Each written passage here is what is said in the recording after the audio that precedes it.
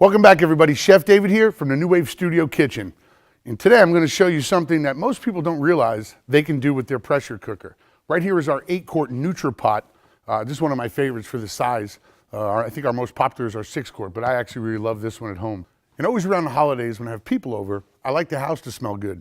And one of the tricks I use is using my pressure cooker to make basically an all-natural food-based potpourri. Let me show you how quick this and easy this is. So this is our 8-quart. And what I always tell people on the 8-quart is take the lid off. It's very simple to do. Lid comes off, goes on the side. All I do is set this to sear, turn it on. I've got a couple ingredients in front of me here. And to me, they just exude the winter, even the holiday spirit, the way they smell, especially when they're mixed together. So first we have some real cinnamon stick, okay? Sometimes in Latino culture it's called canela, but this is actually the bark of a specific tree. Smells wonderful, especially when you grate it or you heat it. So cinnamon. This is juniper berry, and this actually comes from a beautiful bush that grows around the Mediterranean. And if you've ever had gin or a gin and tonic, this is the main flavoring in most gin. It's also, chefs use this widely to cook game meat with. Then we have some good black peppercorns, whole, and then we have some cloves. Now cloves are one of those things that if you use too many can be very overbearing, especially in cooking, but if you're as old as me, you may remember your mom poking these things into an Easter ham or a holiday ham. Then we have something very interesting. These are star anise.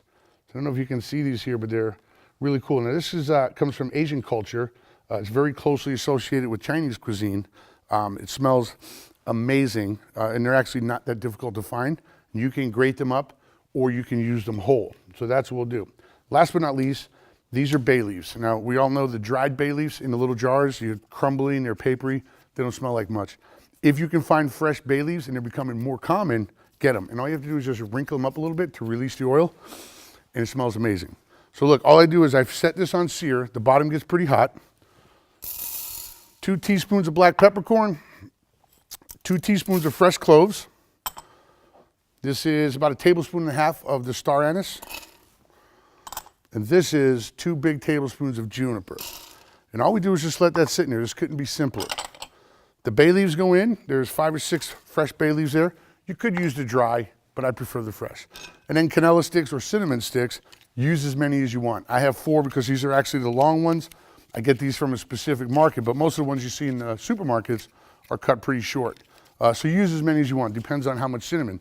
Now you can adjust this recipe. If you like the smell of cloves more, use more. If you don't like the smell of cloves, use a lot less or eliminate it. It's that simple.